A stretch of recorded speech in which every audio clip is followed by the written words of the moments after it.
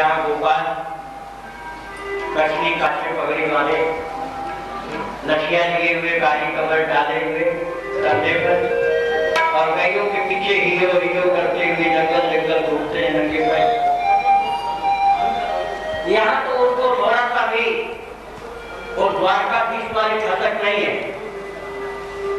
द्वारकापुरी में तो राजा महाराजा हैं, लेकिन श्री वृंदावन धाम में कन्हई छोटे से छोटे घर के बालकों के अपने हैं, उनके साथ कंधे पर हाथ रख करके घूमते हैं और कोई भी ऐसा जीव नहीं जो उनसे अपने को दूर समझता हो। सबके वे अपने हैं, सबके निकट हैं।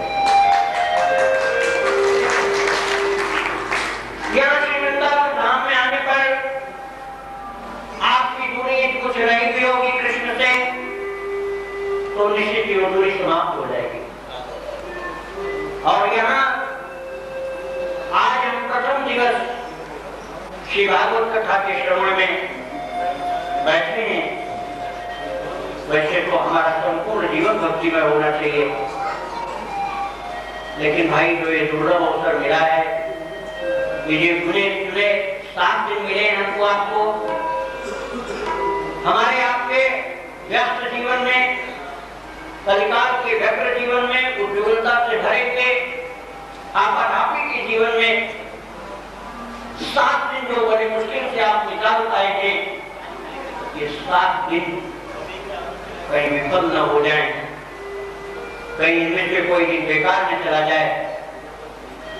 इसके लिए आज आओ हम आप सब मन ही मन प्रभु के चरणों में प्रार्थना करें।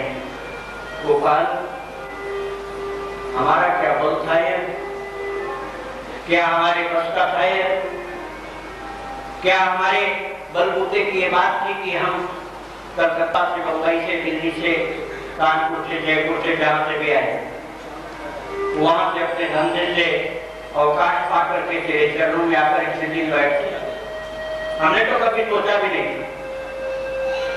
पता नहीं तेरी कौन सी कृपा की डोर है जिस डोर में बांध करके घसीट करके अपने चरणों में तू ले आया है प्रभु। तो अब इतनी कृपा और भी करना कि 7 दिन तेरी कथा को प्रेम से सुने, तेरे चरणों में मन लगा रहे और श्री वृंदावन धाम से जब हम जाएं तो प्रसाद रूप में तेरी ही पवित्र बांकी झांकी अपने हृदय में बसा करके लेकर के जाए।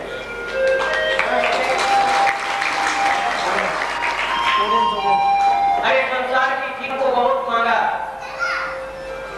संसार की चीजों को जीवन में बहुत मांगा, पाया भी नहीं। जिनके पास कुछ नहीं था उनके पास बहुत है, लेकिन अधिक धन पा जाने से शांति नहीं मिलती है जब तक अंदर ठाकुर जी की भक्ति नहीं आएगी। तो यहाँ पर भक्ति का प्रसाद लेने के लिए हम लोग आए हैं और ये प्रसाद श्री वृंदावन धाम से हमें लेना।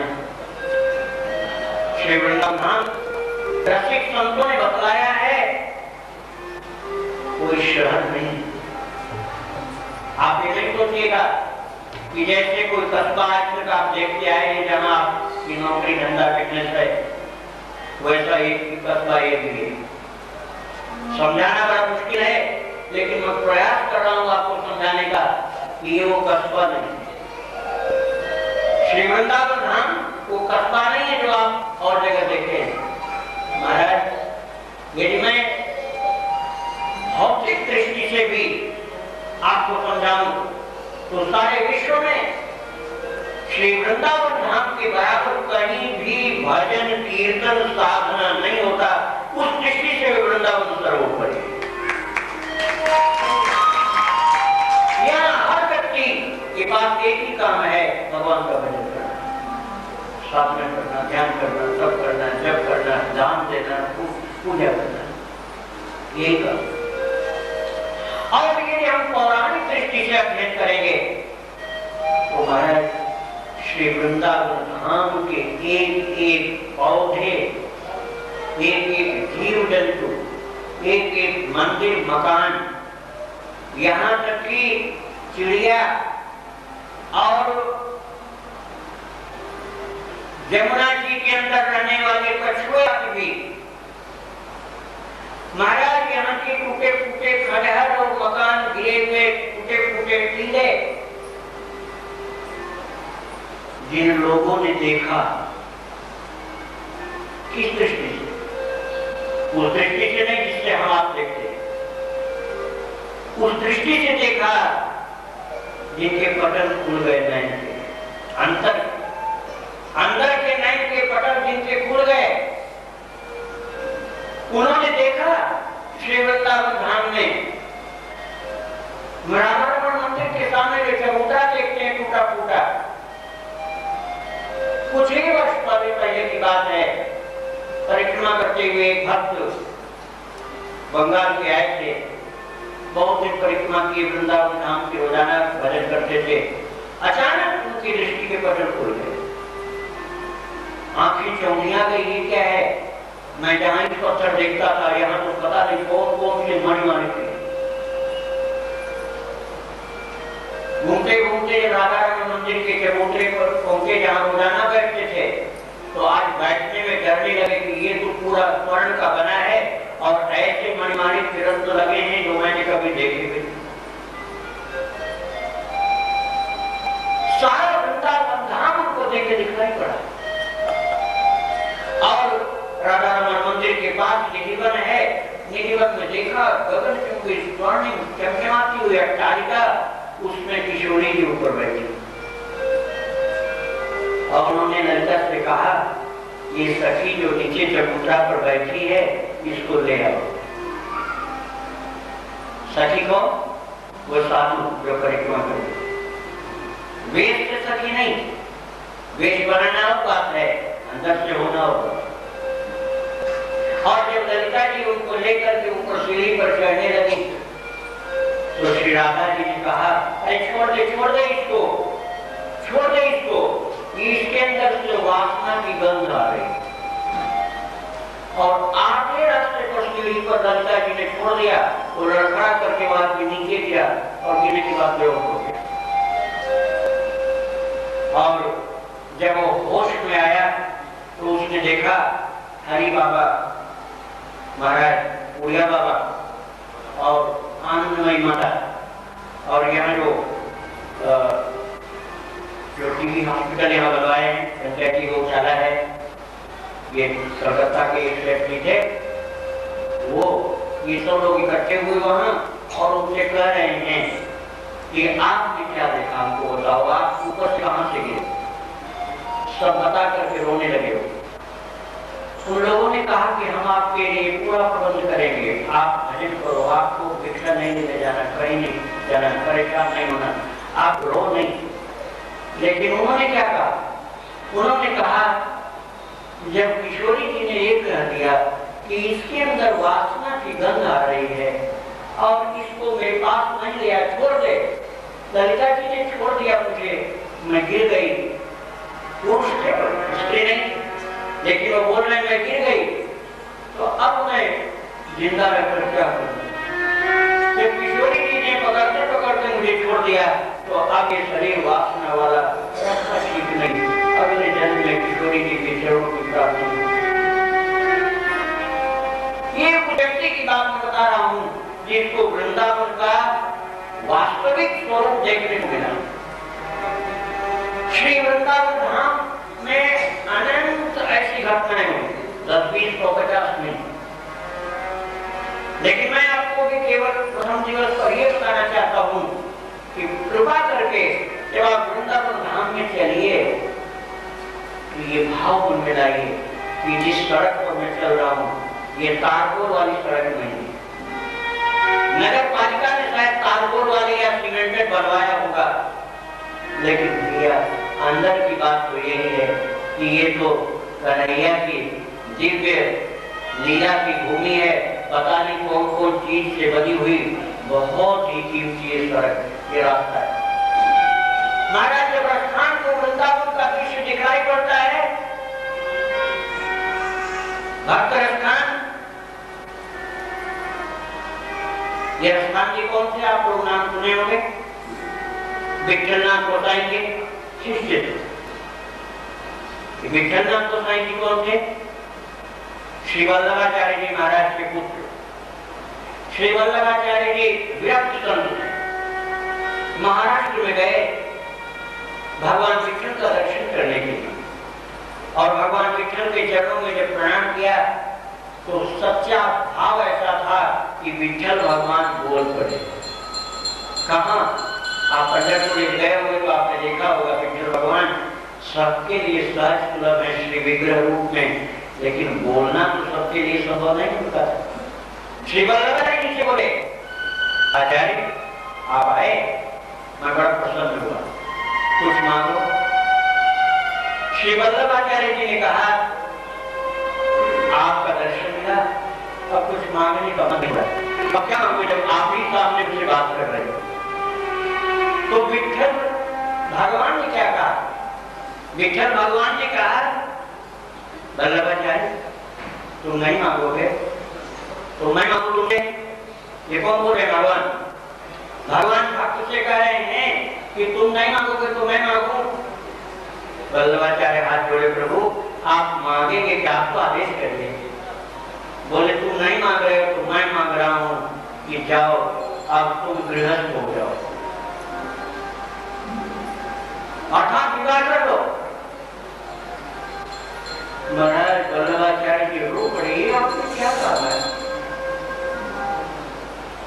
मैं तो विरक्त समझूं, लेकिन भगवान की बड़ी अटपटी लीला है। वृंदावन बिहारी लाल राधा रानी श्री चैतन्य महाप्रभु की, वेद भगवान की।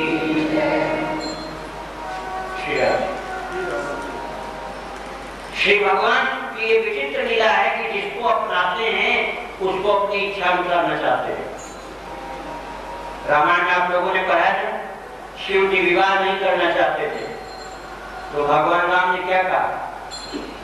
आप विवाह नहीं करना चाहते हो? नहीं, मैं आपसे कुछ मांगू, देंगे? हाँ, क्या मांगते हो?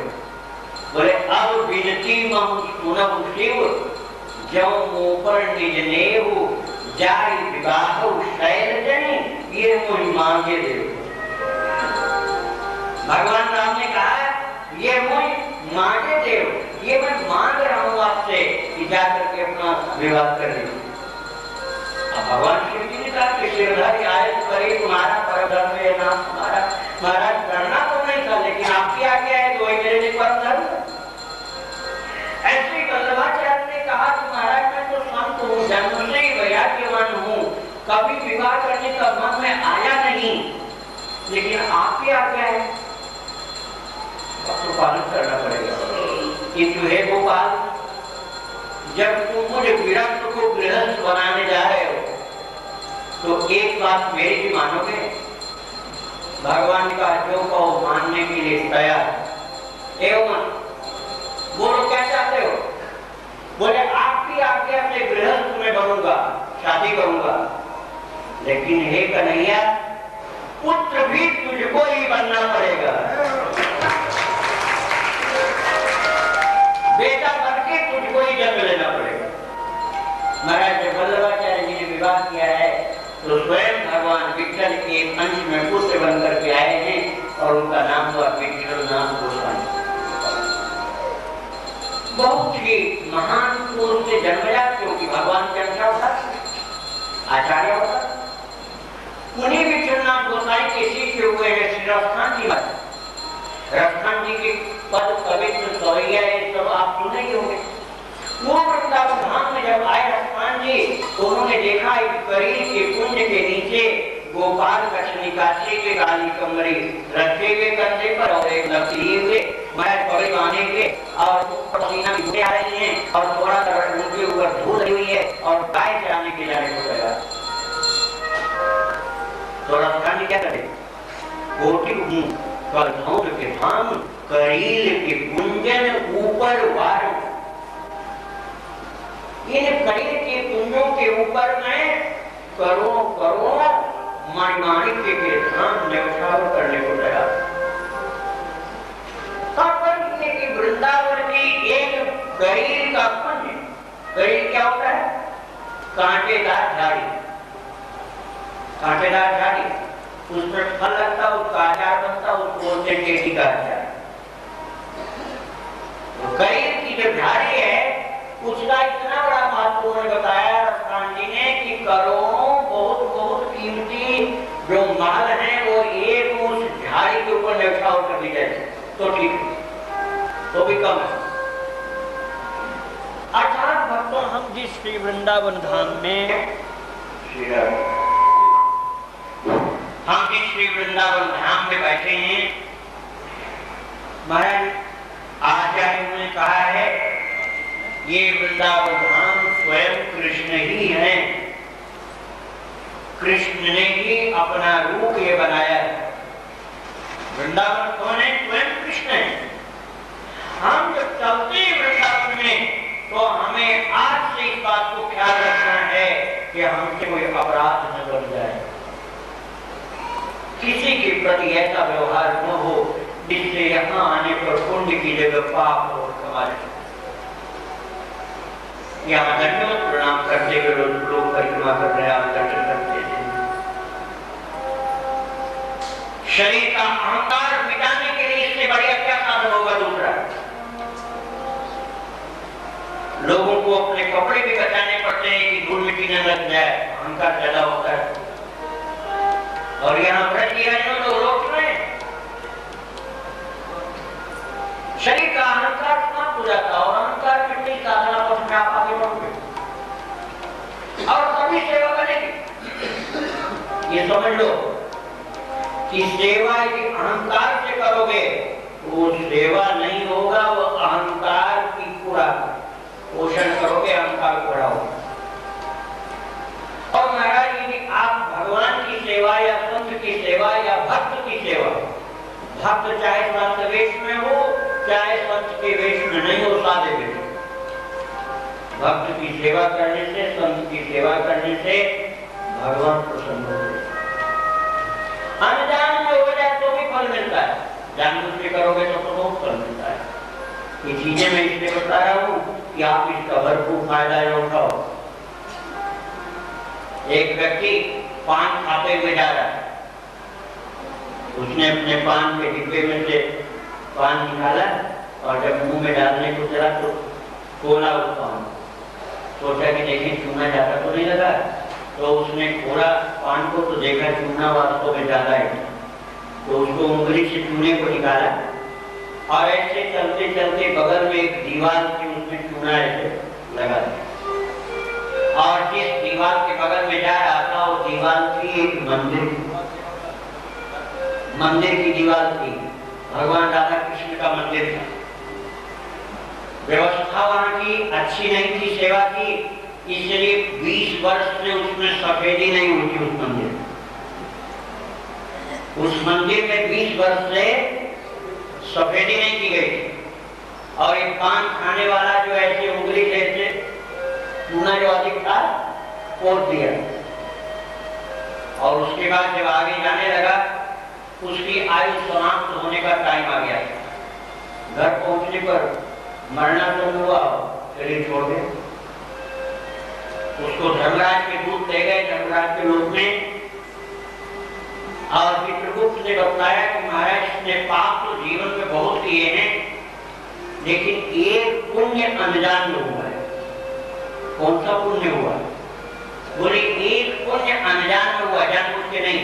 अनजान में कौन सा पुण्य हुआ? मंदिर की दीवार में सफेदी किया है। मंदिर की दीवार में 20 वर्ष से सफेदी नहीं हुई थी, तो पूरी दीवार का तो नहीं किया है, थोड़ी सी दीवार की सफेदी इसने किया है। अब धर्मराज बड़े चक्कर में पड़ गए कि इस पुण्य का फल क्या दिया जाए, तो हमारे रजिस्टर में लिखा ही नहीं। ये तो बहुत बड़ा पुण्य है क्योंकि भगवान के मंदिर में सफेदी किया है। तो उन्होंने कहा भाई चित्रगुप्त जी अभी जजमेंट नहीं करो इसका, इसके लिए कौन कौन से नर्क में बचाना पड़ेगा, ये सब अभी कुछ निर्णय नहीं हो सकता है क्योंकि जो इसने पुण्य किया है उसका फल मैं नहीं जानता हूं। पहले इसका पता करने के लिए भगवान विष्णु के पास जाना पड़ेगा। भगवान विष्णु के जीव को लेकर के धर्मराज गए और बोले महाराज इसने जीवन में लाखों पाप किए हैं, हमारे यहाँ सब लिखा हुआ, लेकिन महाराज ये इसने छोटा सा पुण्य अनजान में किया, मंदिर की दीवार में पता नहीं कैसे थोड़ी सी सफेदी अनजान में कर दिए, बोले इसका क्या पुण्य है। अब आप देखिए शंकराचार्य जी ने कहा है भगवद गीता किंचित जीता, गंगा जल लव कणिका पीता, एना कार्य मुरारी समर्चा, तस्य यमन किम कुरुते चर्चा। एना कार्य मुरारी समर्चा, भगवान मुरारी की थोड़ी सी सेवा किया, गीता थोड़ा सा पढ़ा हो, गंगा जल थोड़ा सा लव कणिका पीता, गंगा जल लव कणिका पीता, एक बार गंगा जल पिया हो, थोड़ा सा ही गीता पढ़ा हो और भगवान की थोड़ी सी किया हो सेवा, तो क्या होगा। तस्य यमं किम कुरुते चर्चा, यमराज के यहाँ उसकी चर्चा करने की हिम्मत करने वाला कोई कर्मचारी नहीं मिलेगा। तात्पर्य यमराज की हिट लिस्ट से नाम कर क्या होता। अब धर्मराज जी विष्णु भगवान से पूछे महाराज जो आपके मंदिर में इसने थोड़ी सी सफेदी कर दिया, इसका क्या फल है। बोले उसको ले आए हो क्या। बोले हाँ ले आए महाराज जीव को।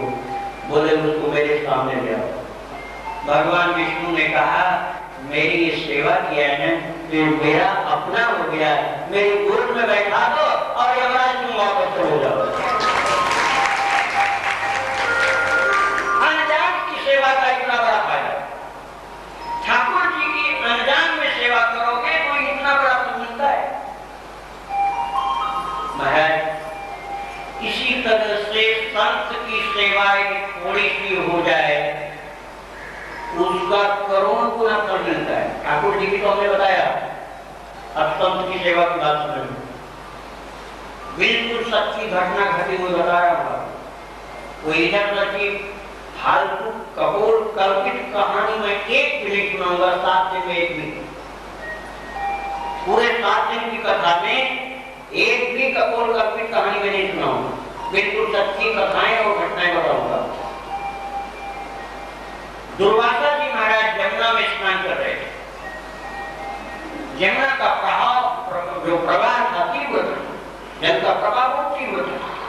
दुर्वासा जी भगवान के मंत्र का जप कर रहे थे, मंत्र में इतने तल्लीन हो गए कि उनकी जो कौपीन थी, कौपीन मानी लिंगोटी, लिंगोटी जो थी वो जल का प्रवाह तीव्र होने के कारण ढीली सी लिंगोटी बढ़ गई।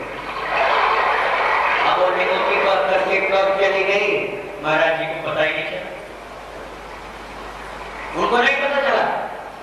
और जब निकलने को तैयार हुए अपना ध्यान पूजा सब करके जल में खड़े खड़े पूजा कर दिया, बाहर निकलने को जब तैयार हुए तो शरीर पर ध्यान गया, भाई मैं तो नग्न हूं, मेरी लिंगोटी बढ़ गई और यहाँ घाट पर बहुत सी माताएं हैं, इन माताओं के सामने मैं वस्त्रहीन निकलूं तो ये उचित नहीं है। तो शीतल जल में खड़े हैं, कांप रहे हैं, कब कभी शरीर में छूट रही है, पूजा भी समाप्त हो गई लेकिन निकले तो कैसे निकले हैं, वहां से सब लोग जाए तब तो निकले। अब वहां स्नान करने के लिए द्रौपदी भी आई, महाभारत की घटना है, द्रौपदी भी आई नहाने के लिए, बहुत महान महारानी, कीमती लाखों रुपए की एक साड़ी, रोजाना नई साड़ी उनके लिए आती, नई साड़ी कीमती, पता नहीं कितनी कीमती होगी, लेकर के आई। दासियां साथ, दासियों ने ला करके महारानी की साड़ी रखा और वे स्नान करने के लिए जा रही थी, तब तक उनकी निगाह पड़ी महाराज जी के ऊपर। दुर्वासा जी को द्रौपदी ने प्रणाम किया, थोड़ा संकोच से हाथ से आशीर्वाद दिया, उनके चेहरे की मुद्रा पढ़ लिया द्रौपदी ने, शरीर की ठिठुरन और कंपन, जल की शीतलता और दुर्वासा जी की विवशता देख करके द्रौपदी ये समझ गई कि महाराज जी का वस्त्र शायद जल में बह गया। उस महारानी ने क्या किया, अपनी कीमती साड़ी का एक पल को फाड़ दिया। महाराज बहुत देर की सारी फाड़ा, उसने नहीं कहा, फाड़ करके और उसने कहा वो उन्हें समझ गए आपकी रिपोर्टी जल में बह गई है, आप ये स्वीकार कर लीजिए, क्योंकि मैंने पढ़ना नहीं है, नहीं साड़ी ये मेरी ड्यूटी नहीं है, पढ़ी हुई नहीं। वहीं पे उसने बुरा सा बना करके साड़ी के उस टुकड़े का दुर्वासा जी के पास जल में फेंका, उन्होंने उसको कमर में बांधा और रोटी बना के पहना, और जब पहन करके बाहर निकलने लगे तो साधु के हृदय से आशीर्वाद निकला है, बेटी तूने आज मेरी लाज बचाई ना, मैं तुझे हृदय से आशीर्वाद दे रहा हूँ, यदि तेरे जीवन में कभी वस्त्र का अभाव होगा तो मेरा आशीर्वाद है, इसका करोड़ गुना वस्त्र तेरे लिए उपलब्ध होगा। और महाराज दुर्वासा जी का वो आशीर्वाद फलीभूत हुआ है द्रौपदी के जीवन में। एक साधु की सेवा थोड़ी आप करते हो, उसका करोड़ों गुना प्राप्त मिलता है। ठाकुर जी की सेवा थोड़ी सी करते हो, करोड़ों गुना फल मिलता है। और श्री वृंदावन धाम में ये तो महाराज ऐसे समझो जैसे खुला हुआ सीपी, जैसे स्वाति नक्षत्र में खुली हुई सीपी के मुंह में स्वाति का जलबिंदु गिर रहा हो, बड़े बड़े मोती बनता जा रहा हो, ऐसे श्री वृंदावन धाम ये कन्हैया का भेजा हुआ खुला हुआ सीपी है। यहाँ पर तुम पानी डालोगे मोती बन के निकलेगा, जल बिंदु गिरेगा और मोती बन के निकलेगा।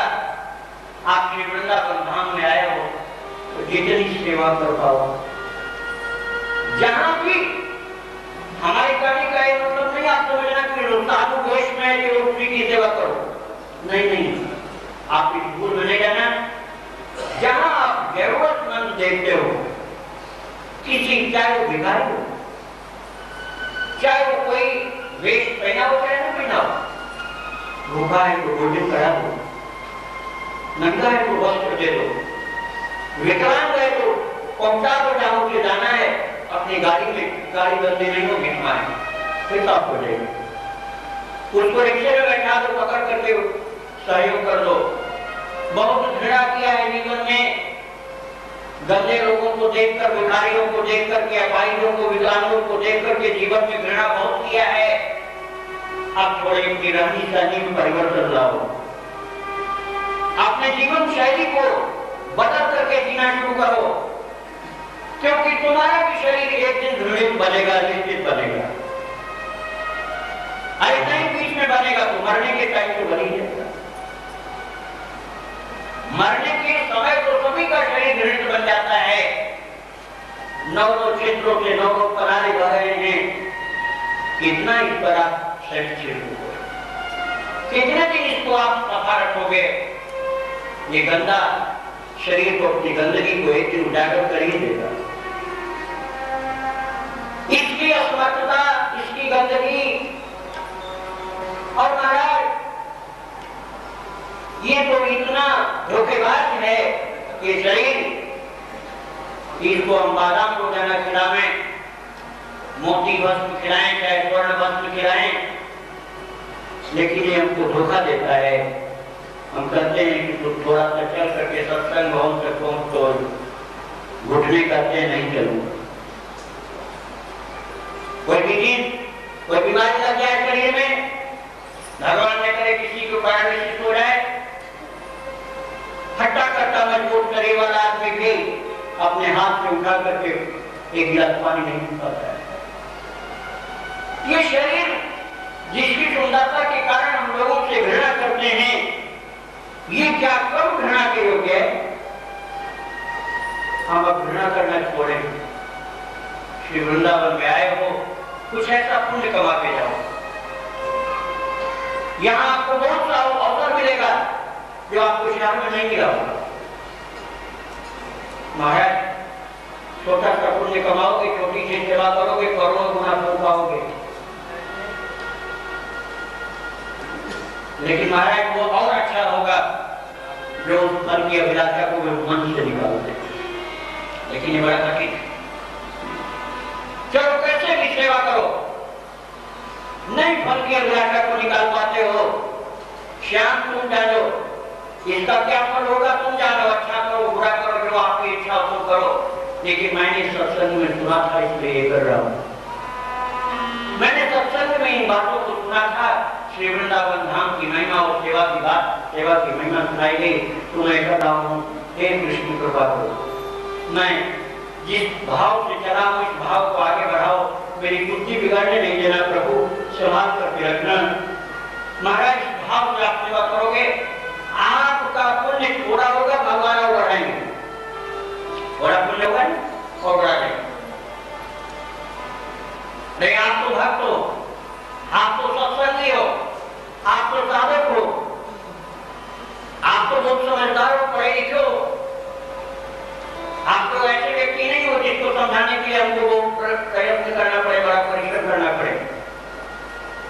मैं एक ऐसे व्यक्ति की बात बता रहा हूं, एक बहुत ही श्रेष्ठ संत ने मुझे बताया था, अयोध्या जी के एक बहुत ही अच्छे संत ने मुझे बताया था, कई घटी हुई घटना कि एक साधु के दर्शन हुआ कि भगवान राधा कृष्ण के मंदिर के सम्मुख एक नशेबाज अधिक नशा करके भागते हुए गया। नशे में था, बहुत ज्यादा धूप था, और ठीक ठाकुर जी के मंदिर के सामने भागते हुए उसको ठोकर लगी, पांव में गिर गया, उसके लंग्स खराब हो चुके थे पहले से ही, उसका लिवर खराब हो चुका था, उसका जीवन समाप्त होने का दिन आ गया था। और जब वो मंदिर के सम्मुख गिरा तो ये कर लीजिए कि एक संयोग की बात थी कि उसी समय मर गए, संयोग की बात थी कि उसी समय मर गए। और जिस समय वो गिरा था वो उस समय एक साधु को खदेड़ा था, उसका जीवन अच्छा नहीं था ना, नशेबाज था, तो एक साधु को खदेड़ा था डंडा लेकर। वो महात्मा जी अपने को बचाने के लिए दौड़कर उस मंदिर में आए थे और उन्होंने कहा बचाओ बचाओ बचाओ, ये शराबी मुझे खदेड़ रहा डंडा लेकर के। तो जब वो मंदिर में चले गए तो मंदिर में कीर्तन हो रहा था, संत लोग कीर्तन कर रहे थे, वे निकल के बाहर आए, कहा कौन है कौन है? वो सत्संग देखा कि एक आदमी गिर रहा है और तो मर रहा है, तो उनका राम राम राम राम, ये क्या हो गया? तो संत लोगों ने कहा और उसी समय चली गई होगी श्री राम, आप लोग बोलिए नहीं, कृपा करके शांत रहिए, नहीं तो बहुत ही हानि होती है कथा सुनने वाला।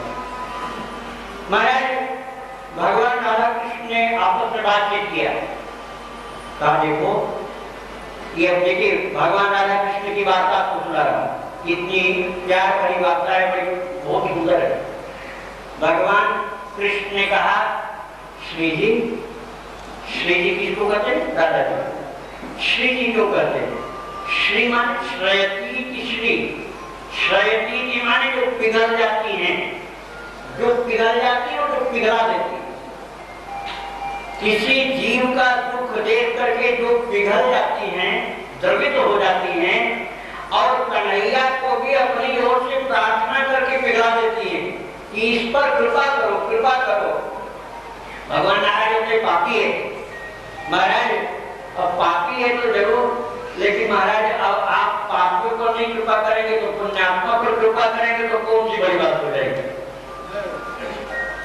प्रार्थना करके श्री राधा जी पिघला देती है, खुद भी द्रवित होती है, कृष्ण को भी द्रवित करती है, इसलिए श्री नाम श्री जी ने कहा भगवान से, प्रभु ये जो अभी सामने शरीर छोड़ा है इसने आपको दंडवत किया है, दंडवत समझते हो? देखकर प्रणाम, तो क्या वो दंडवत किया था?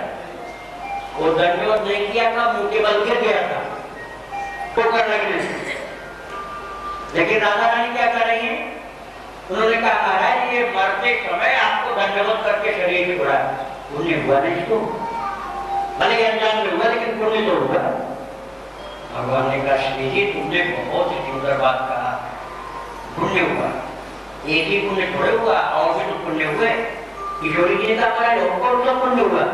अरे तुमने ये नहीं देखा कि जिस समय उसने दंडवत किया है उस समय साधु लोग आ गए उसके सामने, तो मुझको तो दंडवत किया ही, संतों को भी दंडवत कर दिया। 2 गुना पुण्य हो गया। किशोरी जी ने कहा हाँ प्रभु आपने ठीक कहा, लेकिन महाराज मुझे तो कुछ और बात याद आ रही। क्या बात? बोले कि जिस समय वो गिर रहा था, वो वहां जो संत चरण रज पड़ी हुई थी ना, वो रज उसके मुंह में आ गई, उसके माथे में लग गई, उसके मुंह में आ गई, तो संत चरण रज उसको मिल गई। महाराज 3 गुना पुण्य हो गए। भगवान ने कहा किशोरी जी तुमने तो बहुत सुंदर बात कही, संत चरण रज मिल गई, ये भी पुण्य हुआ, और एक पुण्य और हुआ। सब साधु लोग उठ करके एक साथ भागे ना, हल्ला गुल्ला करते हुए कौन है कौन खदेड़ रहा, ऐसे बोलते हुए, तो एक बिल्ली चूहे को पकड़ने के लिए दौड़ रही थी, वो बिल्ली भाग गई और चूहे की जान बच गई। 4 गुना पुण्य हो गया, 4 गुना पुण्य हो गया। और फिर किशोरी जी ने कहा महाराज सामने एक तुलसी का पौधा था, उसको भी प्रणाम हो गया। हाँ किशोरी जी तो 5 गुना पुण्य हो गया। फिर इसके बाद भगवान ने कहा अरे पीपल का पृथ्वी तो सामने था, उसको भी प्रणाम कर लिया, वो मेरी विभूति है। अश्वत्थर सर्ववृक्षाणाम देवर्षीणाम च नारद, गीता जी के 10वें अध्याय। तो कितना 6 गुना पुण्य हो गया। फिर किशोरी जी ने कहा महाराज कुछ चोर लोग आ रहे थे सेंध काटने के लिए, सेंध तो छेद दीवार में कीड़े बनाने के लिए, चोरी करने के लिए। उन्होंने समझा साधु लोग सो गए होंगे, लेकिन सभी एक साथ जब चोरों से दौड़े हल्ला करते हुए, तो चोरों ने समझा सब जग रहे, सब भाग गए, मंदिर की संपत्ति बच गई, 7 गुना पुण्य हो गया। किशोरी जी ने कहा महाराज आपने बहुत अच्छी बात बताई, लेकिन एक बात मैं और बताऊंगा आपको। बोले क्या? वो किशोरी जी ने कहा सामने एक गाय बंधी हुई थी, गौ माता को भी प्रणाम हो गया, 8 गुना पुण्य हो गया। ठाकुर जी ने कहा किशोरी जी जिस समय उसका प्राण निकला है, उस समय सभी संत बोल रहे थे राम राम राम राम राम राम राम, तो उसके कानों में राम का नाम आ गया, 9 गुना पुण्य हो गया। और 9 से बड़ी कोई गिनती नहीं होती है, इसलिए वो सीधा वैकुंठ को प्राप्त हुआ। भक्तों अनजान में भगवान की सेवा हो जाए, अनजान में ठाकुर जी के धाम में पुण्य हो जाए, तो इतना पुण्य मिलता है, जानबूझ करके करोगे तो कितना कर पाओगे। राधे राधे गोविंद गोविंद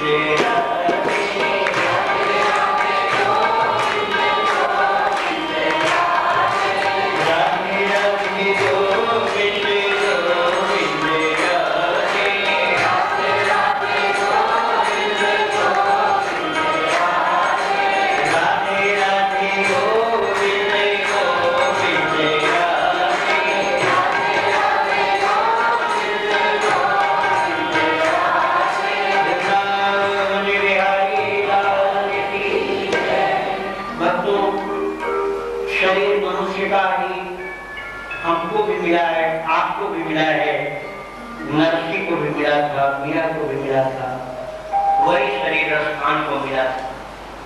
महाराज वही शरीर, कोई भी अंतर नहीं। एक डाकू को भी मिलता है, एक ऐसे व्यक्ति को भी मिलता है जो सारी दुनिया को रुलाता है। रावण और कंस को भी वही शरीर मिला, वही शरीर प्रहलाद और ध्रुव को भी मिला। साधन हमारे पास, साधन में निम्नता हमारे पास कोई नहीं, हमारे पास साधन में निम्नता नहीं है। और ठाकुर जी ने इतनी सुविधाएं दिया है कि साधन के साथ साथ सुविधाओं का भी ढेर लगा हुआ है। और आयु भगवान ने इतनी दिया है कि यदि हम ईमानदारी से, तत्परता से, मेहनत से लग जाए तो अपने जीवन का कल्याण अपनी आयु के 1/4 हिस्से में ही कर सकते हैं। तात्पर्य भगवान की प्राप्ति, भगवान की भक्ति, भगवान के प्रेम की प्राप्ति हम अपने जीवन के 1/4 हिस्से में ही कर सकते हैं। बहुत लंबी आयु दिया भगवान। अरे महाराज ध्रुव जी तो केवल 5.5 वर्ष के ही है, 5.5 वर्ष की अवस्था में ध्रुव जी को प्राप्त हो गया, जो कई लोगों को 100 वर्ष के हो जाए तो भी नहीं होता, कई लोगों को कई जन्म लगते हैं। ये सब हमको सुलभ है, और इतने पर भी यदि हम भगवान की भक्ति नहीं करेंगे तो हम निश्चित ही अभागे कर रहे हैं। मिला सब कुछ, लेकिन अभागा बन गए हम अपनी लापरवाही के कारण, अपने आलस्य के कारण। आलस्यो ही मनुष्याणाम शरीरस्थो महान रिपु। शरीर में रहने वाला सबसे बड़ा रिपु, सबसे बड़ा दुश्मन कौन है? आलस्य। सुबह जग जाते हैं और भजन करने के लिए उठते हैं, जगते हैं, प्रार्थना करके तो भगवान से, हनुमान जी से, ठाकुर जी से जगा देते हैं, लेकिन हम उठते आलस्य। क्या भजन करोगे जब आलस्य ही नहीं? क्या कहोगे? दूसरों को सताने में, दूसरों का धन हड़पने में, विभिन्न प्रकार के विषयों को भोगने में हम लोग जागरूक रहते हैं। और जहां भजन, साधन, दान, पुण्य, सेवा और अच्छे सत्कर्म की बात आती, वहीं पर हम आलस्य ग्रहण करते हैं, वहीं पर आलसी हो जाते हैं। यही अभागापना हमारा।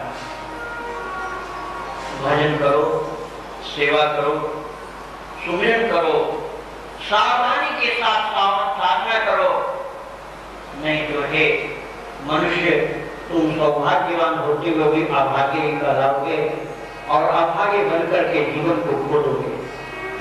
और जीवन को खो करके क्या पाओगे? क्या तुम फिर मनुष्य बनोगे? विचार करो, जो मनुष्य का शरीर हमको मिला है, ये क्या अगली बार भी मिल जाएगा? जो माता हमको जन्म दी थी, या तो मर गई है, और नहीं मरी है तो आगे शरीर टूट ही जाएगा। माता पिता वो नहीं रहे और ये शरीर भी नहीं रहेगा। फिर हम मनुष्य का जन्म पाए कि न पाए, क्या मालूम?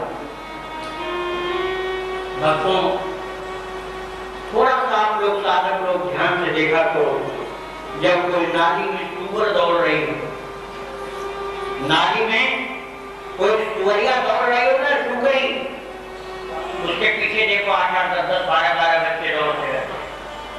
गंदगी खाती है, बच्चे वही खाते हैं, वही सुगरी खाती है। कल्पना करो कि कहीं ऐसा हमारे सामने आ जाएगा तो क्या? इतनी बड़ी बड़ी महलों में रहते हैं, पवित्र माताओं के आंचल का दूध पिया, सुख सुविधा में रहे, तो क्या उसकी सुअरी के बच्चे की तरफ से नाली में दौड़ोगे? फिर क्या कुटिया का दूध पियोगे? सुअरी का दूध पियोगे?